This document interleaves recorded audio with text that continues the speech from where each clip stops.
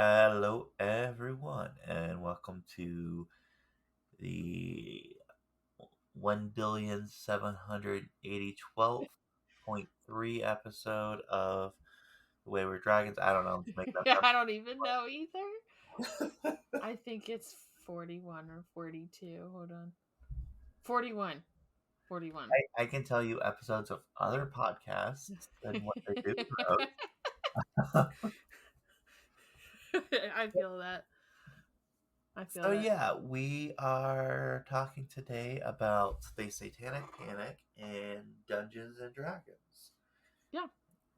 And how they tie in. I'm Johnny, by the way. I don't know if I said that before, but that's my name. And I'm the other co-host. I am Kelsey. Although because I change my name on a recording platform every time, and since we're doing D&D, I set it as the Dungeon Master, and I don't think Kelsey noticed until I Oh, I said do. something. I totally do. I notice every time that like the name because that's how I know like in the when I download the audio, that's how I know what episode I'm on because of your name for that one. uh, But yeah, so like I said, today we're going to be talking about the Satanic Panic in Dungeons and Dragons, talking a bit about Dungeons and Dragons and what it is, and I'll go on a little nerdy rant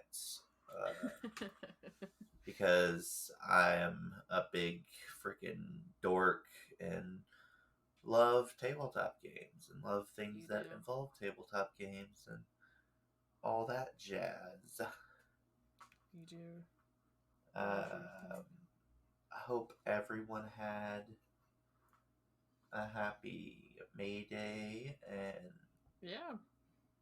slash Beltane. I hope everyone had a fun May the 4th. Yeah. For those of you Star who Wars are Day. Star Wars fans, Cinco de Mayo for anyone who celebrates. Yeah. And I'm trying to think of International Astronaut Day. Yeah. It's like, I have a friend who's obsessed with space stuff, and like he actually interned. Well, no, he actually interned for NASA a couple That's times, cool. and his birthday is actually the same day as International Astronaut Day. That's great. That's ironic as heck. That's good. But yeah, that's kind of funny. Uh, yeah. So this is one of my one of, if not my favorite topic to talk about during things with the Satanic Panic. For anyone who has not picked this up, I'm a huge nerd, and I play a game called Dungeons and Dragons, or D&D for short. Mm-hmm. You may have heard of this. There was a movie that came out recently that was honestly, and I'm not just saying this because I'm a fanboy, honestly one of the best fantasy movies I have seen in years.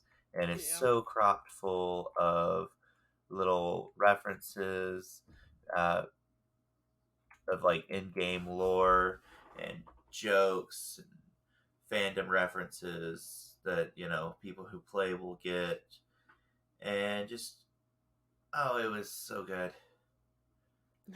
Uh, but that's not why we're here today. But if you haven't watched it, it's streaming on Paramount Plus. We are not sponsored by them. I just highly No. recommend watching it. It is a dumb, fun time. Yes. A Yes. lot of the things in it would be, funny to just your average viewer, but it's a lot more funny when to those of us who are, immersed in the world and in the lore. Hell, there's even a reference to the 1980s cartoon. That's funny.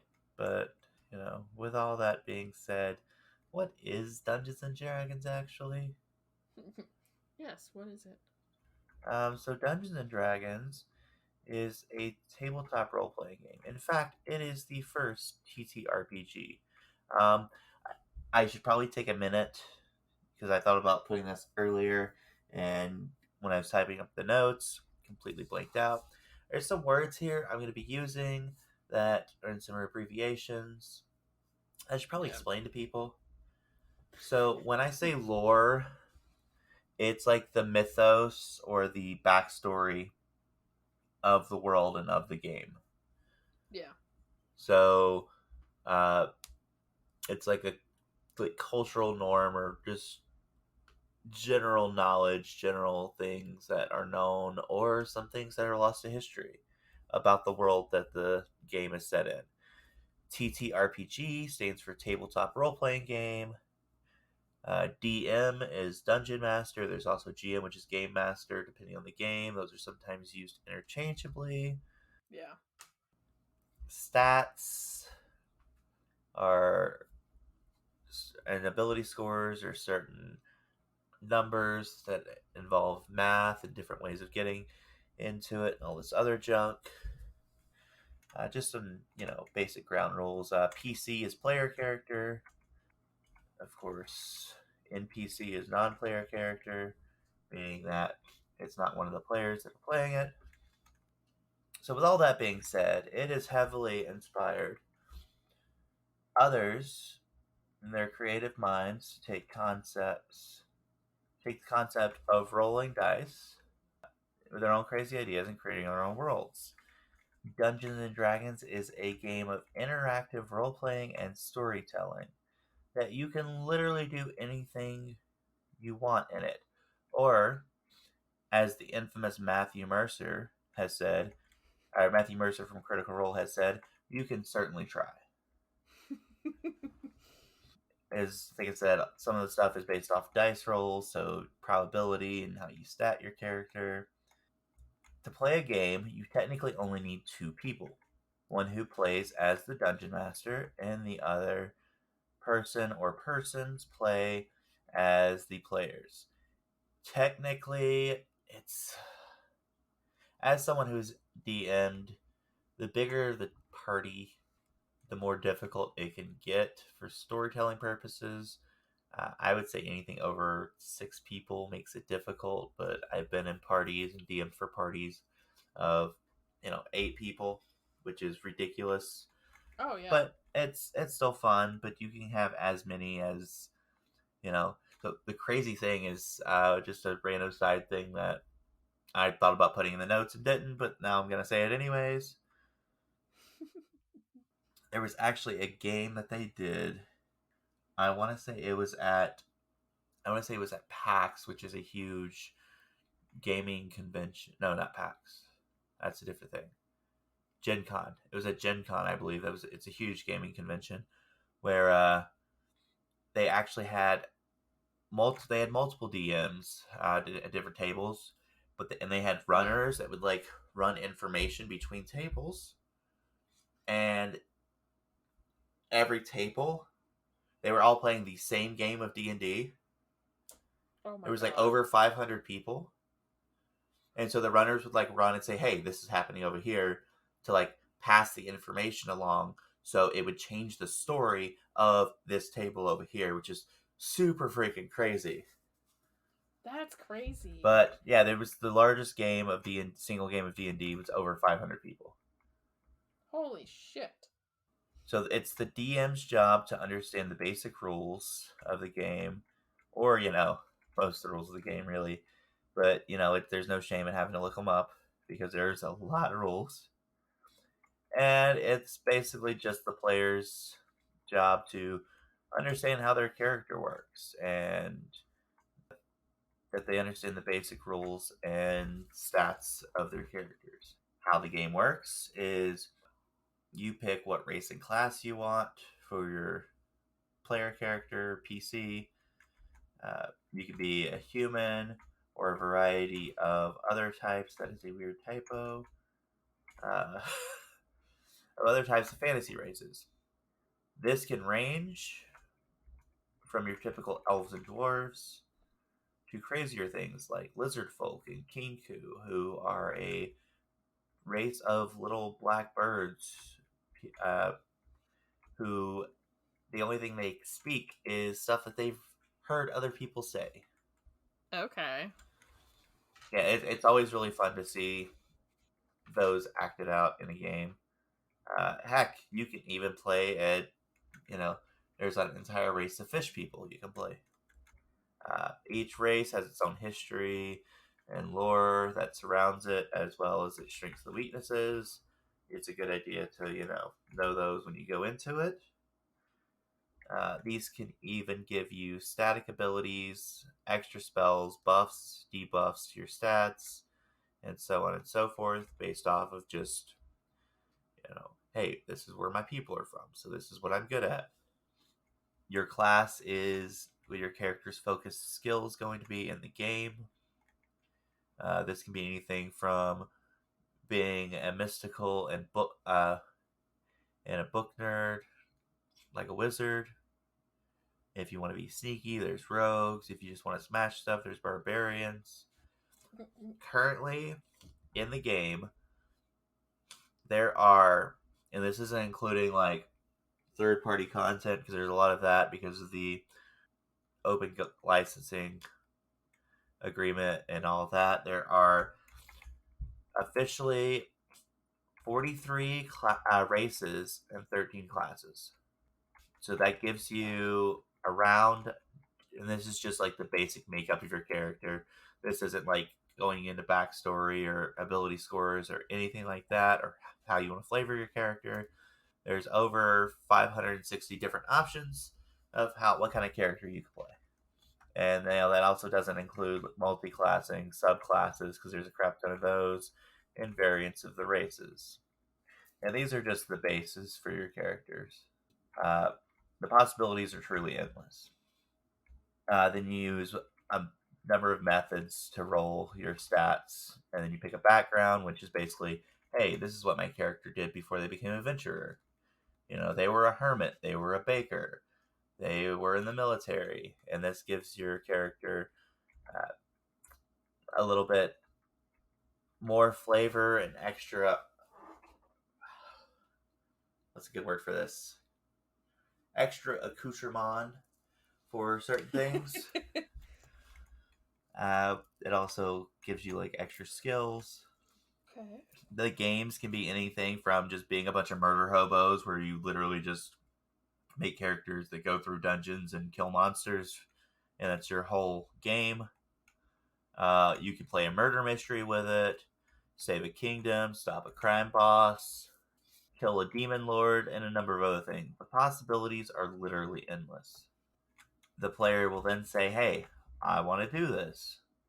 And the DM decides either if they succeed, just because, there's a thing called the rule of cool, which is basically, hey, that seems like it'd be a cool thing to do. Yeah, I'll let you do that. And yeah, it works. Or they can take it and roll dice and uh, have a difficulty rating on the situation. So that is what D&D currently is. Sorry, there was a lot there. Like I said, that is now.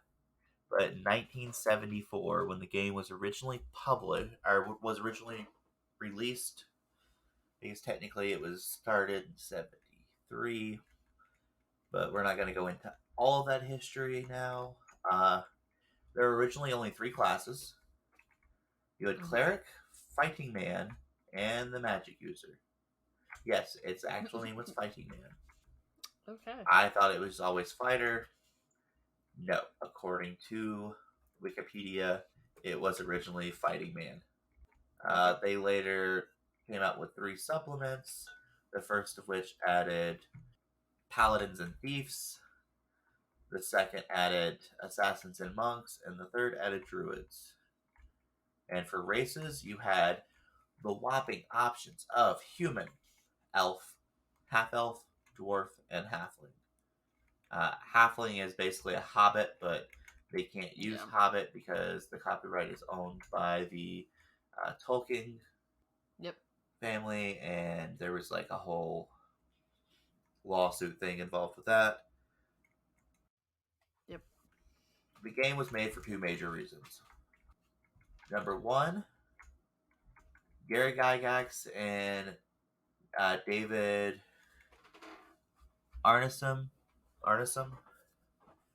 were big fans of war games and wanted to do something on a smaller scale. And 2, they were kind of tired of reading stuff like Lord of the Rings and actually wanted to be a part of the story themselves. They incorporated their love of mythology, theology, and history into the game. Like I said, there's been a lot of business stuff and all that over the years that have there's been some issues acquired by Wizards of the Coast, and I'm not getting into all of that. That whole thing's a nightmare. The art that was done for Dungeons and Dragons actually redefined what fantasy art was, and is the reason why we have some of the amazing artwork we have today. If you want more information on this amazing game, there are a number of really good documentaries out there. I would also recommend checking out episode 329 of Time Suck with Dan Cummings. He's a wonky, goofy dude. He's also a stand up comedian and can be a bit irreverent, just to warn people. But he has a team of researchers that did a crap ton of research on the history of D&D. I think his episode is like 2.5 hours of just talking about D&D. Okay. Yeah. So during the Satanic Panic, we'll get to the meat of why we're here, I guess. The Satanic Panic likened D&D with many other things with the devil and devil worship. It was believed that spells, incantations, and acts within the game itself could summon demons or even the devil himself. I mean, I don't know about you, but when I think of evil organizations bringing forth the Dark Lord, I think of a bunch of nerds sitting around the table, rolling pieces of plastic, dice, or stone with numbers on it, and then having to do math. The game has been quote unquote linked to a number of murders and suicides. And when I say quote unquote, it's because it's always a stretch when they try to do this. Yes. In 1979, the family of a uh, missing teen in Texas called a private investigator named William Deere because their son, Dallas Egbert, had disappeared from Michigan State University. He was 16 years old and a sophomore in college. So, in other words, Yes. he was smart as hell and had a lot of pressure on him. Like, he Yes. started college at 15. He started college when, you know, generally people in the United States are getting their learner's permit. Mm-hmm. William Deere went up to the college, got into his hotel room, and started snooping around. He found a large stack of Dungeons and Dragons books. I don't know why I said large. It was a stack of Dungeons and Dragons books uh, on the desk and a corkboard with tacks on it that resembled buildings and stuff on the campus. So he led an investigation through the building, which was the main entrance point to a number of steam tunnels that the students used. According to Deere, the two were tied together, meaning that steam tunnels and D&D, because according to him, people were going down in these tunnels and acting out the game, which is a whole other thing entirely. He was convinced that Egbert was playing D&D in the tunnels. He didn't find him in the tunnels because, of course, not. They did find him later on. Apparently, he was extremely depressed and had a crap ton of pressure on him because of his family, because him being smart and high expectations. Oh Sadly, yeah. Egbert later did kill himself, and the cause, uh, and of course, they blamed Dungeons and Dragons because the family couldn't take responsibility for the immense pressure that they put on him. Because of this, it got a lot of the media attention, and as all things do, when you can get people to watch the madness, and speculations follow. Because hey, this is causing this right here. Ironically, and with all quote unquote counterculture, parents told their kids, hey, don't play this game, it's bad for you. So what happened? More kids went and bought the game More kids and went played it. played D&D, and sales skyrocketed. This, of course, furthered the belief that the kids were being possessed by demonic influence and seduced the young into playing or into doing math creatively, expressing themselves. As popularity grew, two major groups arose: those who wanted to buy it and those who wanted to ban it. Of course, evangelicals went nuts with this because the rebellious youth were doing this and shutting out God. Of course, being Jack Chick, which, you know, or Jack Chick with his Chick Tracks, which I mentioned in our episode 2 weeks ago. He made a whole Chick Track or comic strip about the dangers of Dungeons and Dragons, which, like, he made for literally everything else. You can still go on the Chick Track website and look up the Dark Dungeons comic. It is very laughable, as with most of his stuff. According to news clips, they said that D&D is one of the most effective ways to introduce the people into things of the occult. Personally, my interest in things of the occult went way before I even knew what D&D was. They went on to say that, you know, it teaches of demonology, witchcraft, voodoo, murder, and rape, which No. doesn't. But and it's honestly, it's funny because if you most of the people who I know that play are some of the most like liberal people that, you know, this particularly for the rape thing, because this is what bothers me the most on this. Yeah, that would just not happen. That is Yeah. definitely not what it promotes at all. So Guy Gax hired Joyce Ruthers, who was a clinical psychologist, to defend the game. She basically said that life is full of helpful or harmful events. The game is set up to help in the triumph over the harmful. It gives people the opportunity to confront things that they may see in their everyday life and deal with them in a healthy manner. The, uh, so the creators found it ridiculous and semi humorous that people could think this of their games. The creators found it ridiculous and semi humorous that people could think the game was in any way fiendish.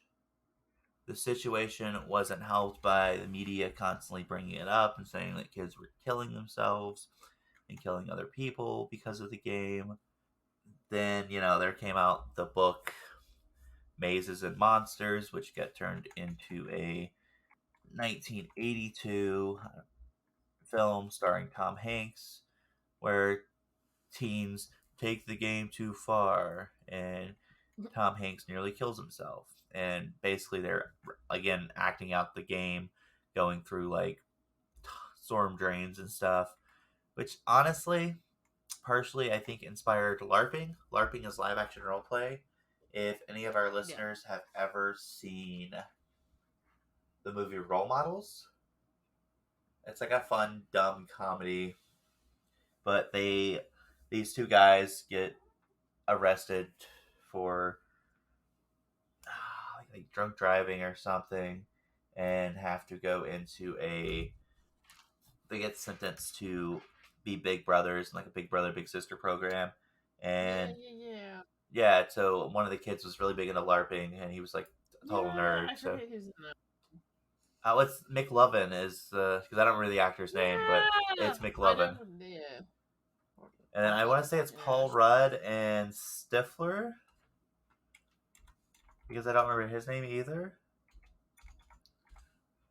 I'm looking it up. Paul Rudd, Sean William Scott, Sean William Scott. That's Stifler. Yeah. and then Christopher Mintz. That's the guy that plays McLovin. Right. Yeah, because Ken Jeong's in it.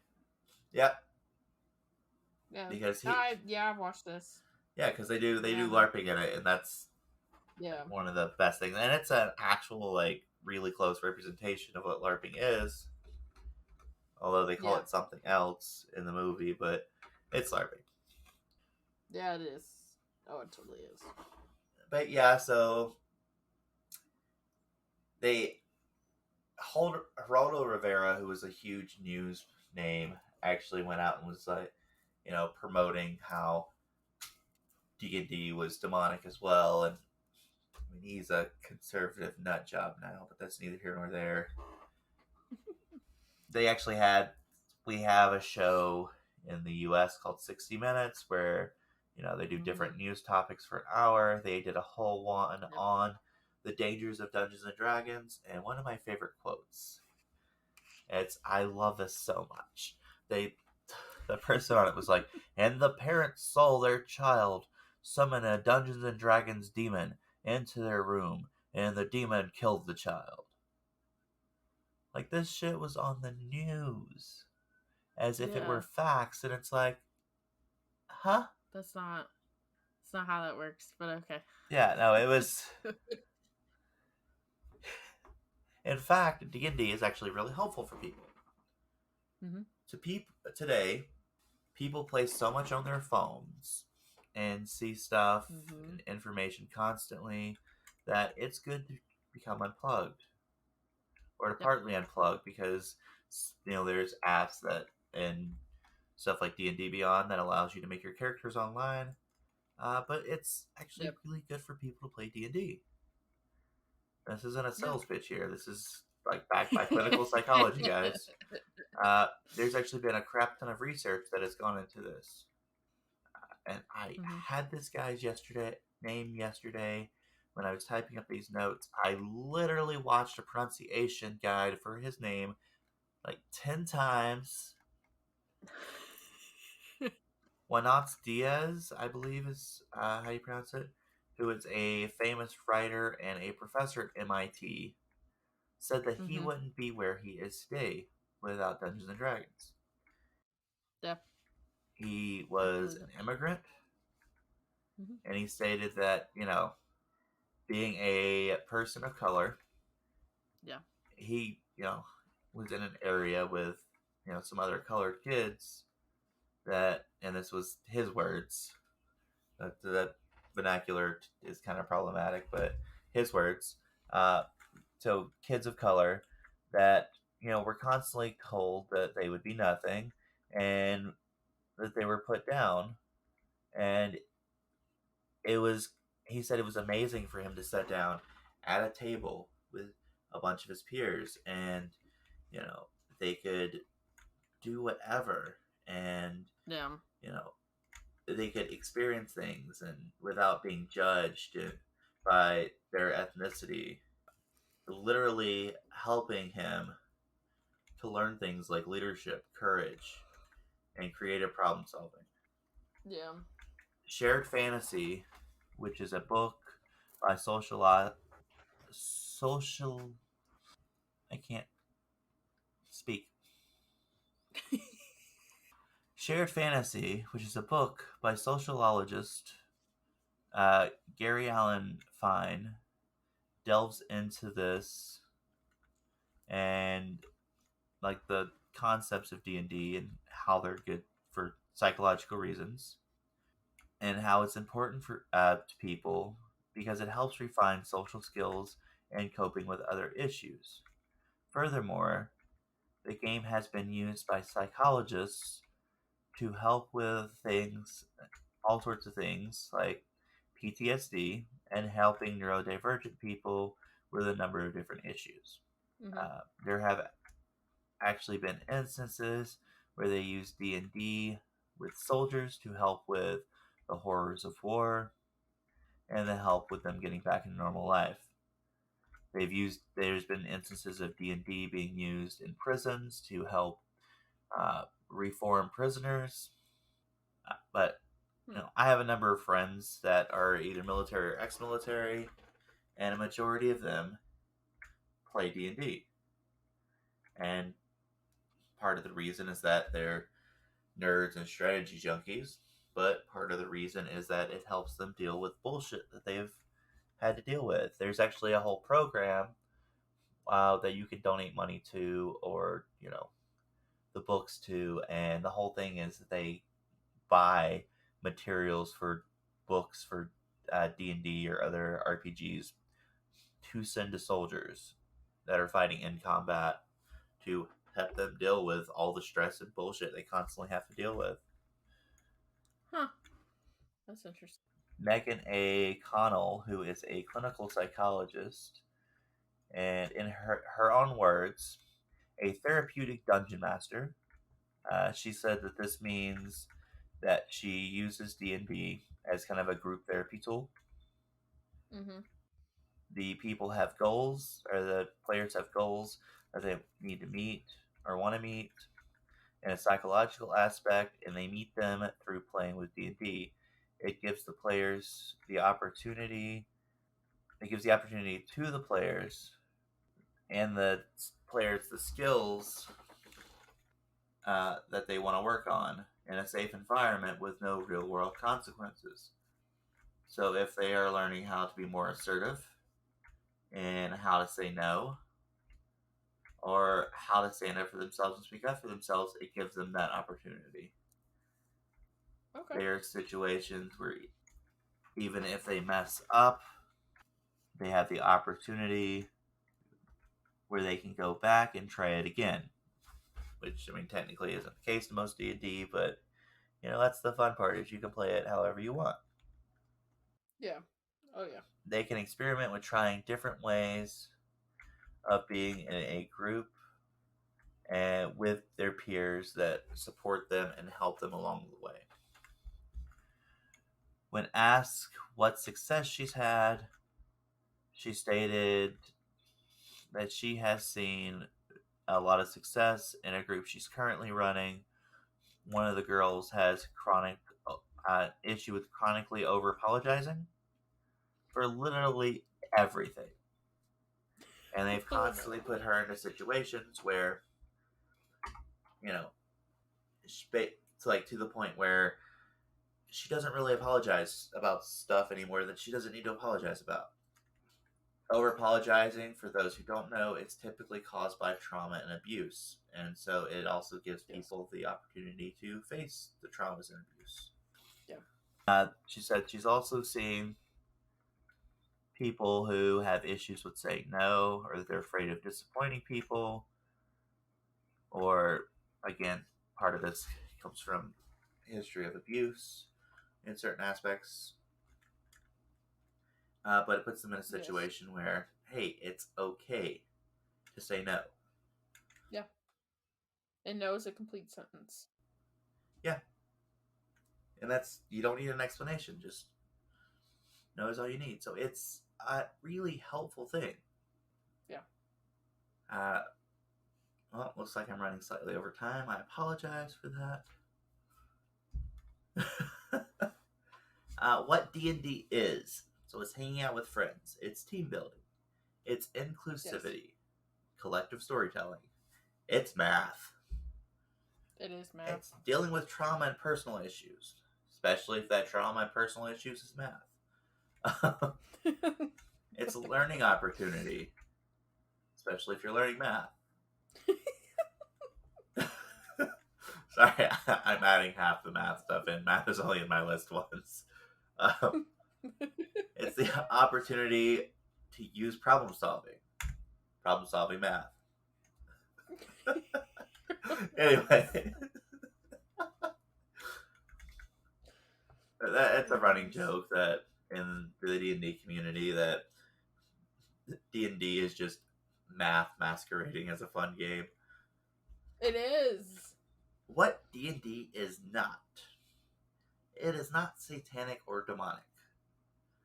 It is not No. a cause of murder or suicide. No. Hey, Kelsey. You want to hear some famous people? And this is just like a brief list because there's a crap ton more than this. Do you want to hear some famous people that play D&D regularly? that one guy, like, what's his face? He loops like everybody into playing with him. Well, so there's John Favreau, who is a Yeah. huge name in Disney, and it's as his figures in like all the Marvel stuff, a lot of the Star Wars stuff. Yep. He is he is the guy who plays Happy in the MCU. Yeah. Felicia Day, who is kind of an obvious one there. Matthew Lillard, yeah, the guy who played Shaggy in the Scooby Doo movies. Oh, I can see that. He's a huge nerd. Okay. A lot of these are not big surprises. Brendan Lee Mulligan, who is a huge kind of nerd celebrity. He was part of what's the name of that thing that they had for a while? College Humor and a few other things. Yeah. Gerard Way from My Chemical Romance, and he Yep. he wrote the Umbrella Academy. Yep. I can see that. This one surprised me a little bit. Anderson Cooper, the political commentator, yes, the guy who does What? the Democratic debate moderation. Yeah. Yep, he is an avid D&D player. What? Joseph Gordon-Levitt, Deborah Ann Wool, which honestly does not surprise me. Vin Diesel. I can see that. So, Yeah. fun fact about Vin Diesel. This is my favorite Vin Diesel fact. I don't know many facts about Vin Diesel. This is definitely my favorite. He actually has it written into one of his contracts that during the filming of any movie he's in, they play D&D, like offset, with like part of the main cast That's great. as like a team building thing. So, all the Fast and the Furious movies, while they're there, Oh yeah. being macho men and robbing Yeah. train cars and whatever the Blowing shit frick up. they do in all those movies because they've went off the There's rails. too many. Yeah, they're playing D&D in the background.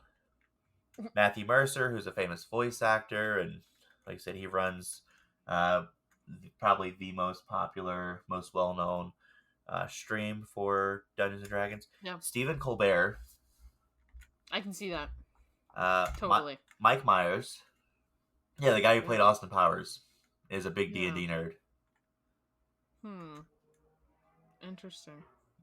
Joe, and I'm gonna butcher his last name because I always butcher his last name. Yeah, this guy. Joe Maglinello, who his wife is like some super famous actress as well. She's And Gloria, I think, off of Modern Family. okay, She's on Modern Family, but if you follow him on Instagram, a lot of his stuff on Instagram is his D&D stuff. oh yeah, So all the figurines, he just bought a new the table. D&D like Oh, table his that's table is so absolutely gorgeous, beautiful. so gorgeous. And he ropes so many people when they like have a dinner party or whatever. He ropes almost everybody into going and playing D&D with him. It's funny because he only ever brought up D&D to his wife once, and he started talking about it. She goes, "Let me stop you right there. Do you want to hear me talk about my shoes and my purses?" And he goes, "No, not really." And she goes, "Okay then." He goes, "Fair enough."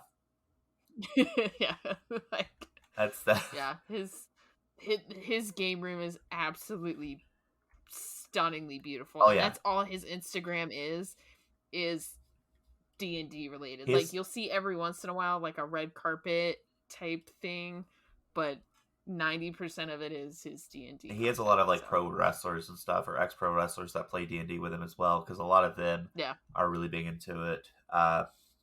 So Tim Duncan, who's I guess a big basketball player. Okay. And then the last one I have, which actually surprised the crap out of me, Judi Dench. Who's that? She is an English actress. She's about like 88 years old. Who? Give me a character. Hold on, let me pull up her IMDb. Like, give me a character. Give me. I need a reference. I mean, I'm sure you'd know her if you saw her face. I don't want her Wikipedia. I want her IMDb. That's the Uh, International Movie Database for. So let's go here. Uh, what's something you may have actually seen here? Uh, She played Victoria in Queen Victoria. She played Miss Avocet, Miss Peregrine's Home for Particular Children. Oh, the. The old English lady. I think I know. You said Miss Peregrine's Home for Peculiar Children. Yeah. I just literally just type in Judi Dench. Yeah. She plays in James Bond. She Yeah. plays in the. Yeah. I know who you're talking She's about. in a lot of stuff. She's got like She's in. 134 titles under her belt. Yeah, she's in Skyfall. She's in the James Bond. She plays the. M. Yeah, she plays the main. The only reason why I know that's because person. I'm looking at this right now because I have never seen a single James Bond in my life. But yeah, so those are some people. Yeah, she's in Cats. She is in Cats. She's in Cats. She's in a lot of stuff. A lot of stuff. Murder on the Oriental Express. That's with Johnny Depp. But yeah, so she's a big fan of D&D. I can see that. I can totally see that. I didn't realize she was in J. Edgar. Okay. Yeah, she's actually an awesome actress. Yeah. I love her. So that's all we have for today, with the exception of our card pulls. Yeah. So, guess who pulled cups? Hint, it's not me. I pulled the 10 of Cups. Actually, it looks pretty cool. It's got the. That does look pretty cool. Pumpkin. I have a Nightmare Before Christmas deck, so mine technically says 10 of Potions. So it looks. I pulled the 10. I pulled the fucking cups. So keywords: inner happiness, fulfillment, and dreams come true. To see the Ten of Cups is to indicate a true emotional fulfillment, one where the lonely self satisfaction of the Nine of Cups is shared with others to create a true sense of community and family. It is the crystallization of the innocent of the Ace of Cups. After learning how to love oneself, the Nine of Cups matures into the Ten of Cups, which at its core about how true happiness stems from forging authentic bonds and connections with others. This card is most associated with the sense of happily ever after, of family, of lasting harmony and peace. Nice.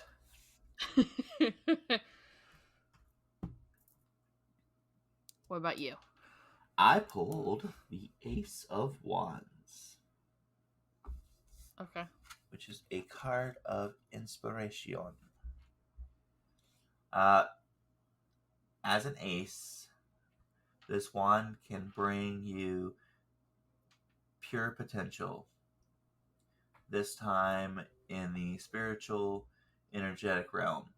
Ideas are flowing for you, motivating and inspiring you to pursue a new path.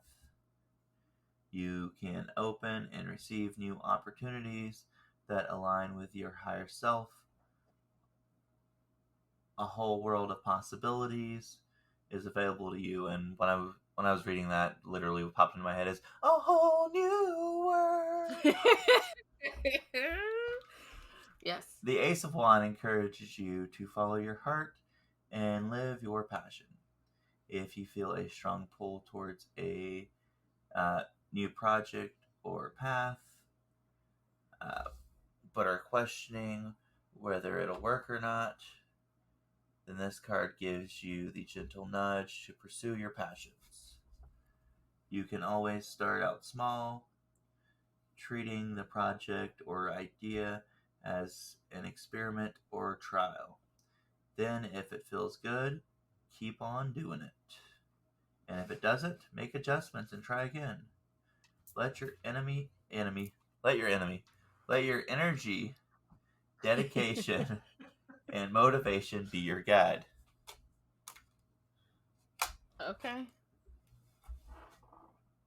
Don't let your enemy be your guide, though. No, don't. Huh. So together. Together, we are Captain Planet.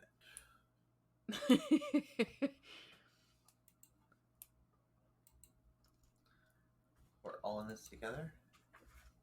We are. We're all in this together.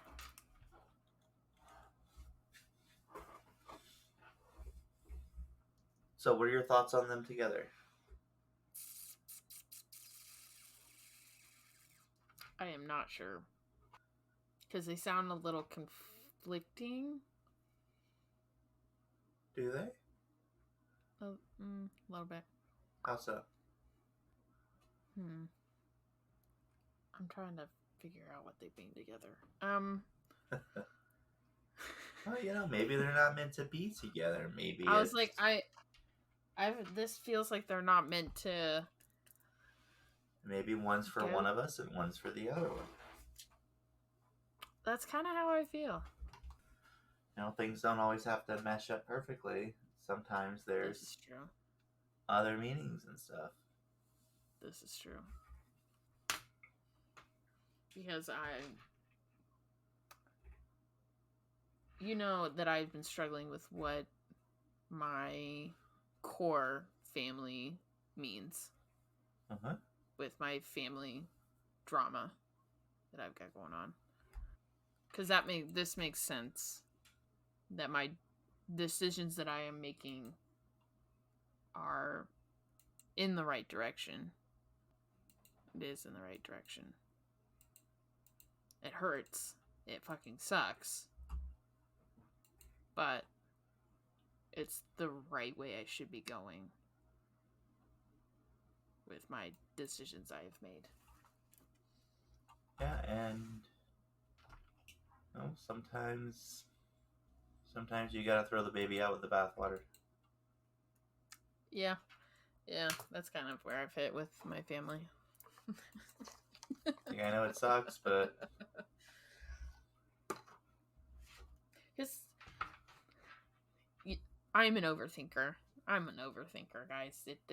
It's bad, and when I decide to cut somebody out of my life, I don't think people understand how much I have thought about that. How many possibilities I have thought of, and second guessed my decision a lot. yeah. And kind of when I hit that point with people, I have really thought about it. It's not like I woke up one day and went, "Fuck you, I'm done with you." This is months of waking up and second guessing, and am I making this? Is this the right decision? And it's So I'm on the right path for that. To my happily ever after. It's getting there. Well, sometimes that's okay. Like, it's okay to struggle with that. It's okay to make that decision, but it's also okay to step back and for lack of better words, trial it. It's okay to step away and say, okay, I'm gonna do this and then see if it feels right. Yeah. Because not everything feels right. Not everything has to feel right. Well, when that person kind of enters my orbit again, and it's like, I was pretty good without you fucking shit up, and now you're fucking shit up here, and you need to go. Yeah. Like, and it sucks, but the universe is telling me I'm making the right decision. And that's, So, I think that's what the cards are saying together personally. like, Is that, sometimes it sucks, sometimes it's hard, but sometimes you just gotta do it. oh yeah, and I think a lot with our generation, we are coming to terms with the fact that um, toxic is toxic, whether it's your family or not. And there's a lot of people that aren't having contact with the older generation because it's just because you're my family doesn't mean that you have to be in my family. You're toxic and you're not good for me, and my family's a lot better without you there. And if you're not willing to work on yourself, then goodbye type thing. Yep. You're seeing that with a lot of people our age in our generation. Preach, sister. And it's not fun. It's not healing generational trauma and just trauma in general is not a fun experience. I think everyone has this like fantasy that it's fun and it's great and you come out, yes, you come out as a better person, but that journey it is a rough one. Yeah. And it's not for the faint of heart, and it's the healing journey that I'm on personally right now. This is not a fun experience at all. No, don't recommend. Don't recommend. But it's But I necessary. know that for our kids, it is necessary for me to take these steps now, so that way my kids, our kids, are better. Right. That, you know, and that's kind of what I'm. That's kind of what I. To me, that's what it's saying, because I've made some decisions this week, and it's it sucks, but you gotta cut people out regardless of what they mean to you. Yep. And So that's not easy. no, no, it's worth it, but it's not an easy process ever, ever. Don't believe everything that you believe on social media about healing journeys. Don't do it. Don't believe it. It's not fun half the time. Yep. But with that, our next episode in our Satanic Panic kind of mini series, I will be talking about different types of cults that kind of happened, kind of surface over the kind of main time of the Satanic Panic. There's a lot of cults that we will not be talking about. I'm going to try not to talk about mainstream, so Charles Manson and that whole thing, and obviously Jonestown.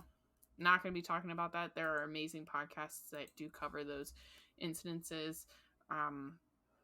But I'm like, Case File does an amazing job of covering Jonestown and that whole thing that happened during all this while Satanic Panic was kind of happening.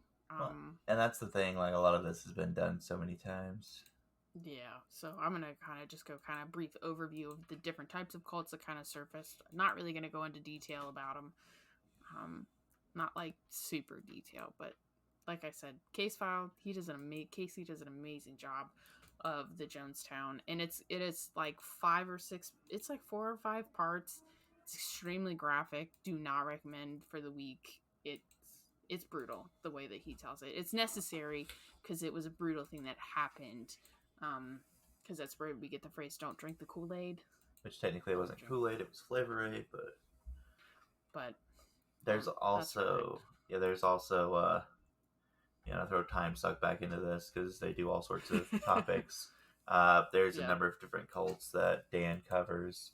Of course, Jim Jones is one of the topics he covers, and again, his episode's like 2.5 hours, where he tries to add comedy into it because it's a fucked up situation. It totally is. My favorite thing about Jim Jones, it's not really like favorite, it's weird, is that, and the dude was definitely closeted.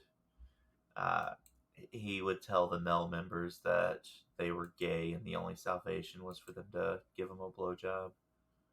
Yeah. Yeah. That It's whole like, I'm thing not sounds gay. No, no, bad. no, dude, you're gay. You're gay. The only way you cannot be gay is if you give me a blowjob. What? What? That doesn't make any sense. And But okay. like people bought into it, but yeah. Yeah. So yeah, I'm gonna try and cover the non-mainstream cults. Um. So yeah, I'll be covering next week's episode. So please rate, review, and subscribe. Please tell a friend. We are on Facebook, Instagram, and YouTube. The hands that you see in the YouTube videos are my The pants hands. you see? The I hands. heard pants. The hands. Yeah, the hands you see with all the bracelets. Those are mine. The hands you don't see are mine. Dun dun dun. So yeah, I think that's all we got for this episode. Yep. So until next time, I'm Johnny. And I'm Kelsey. Bye. Bye.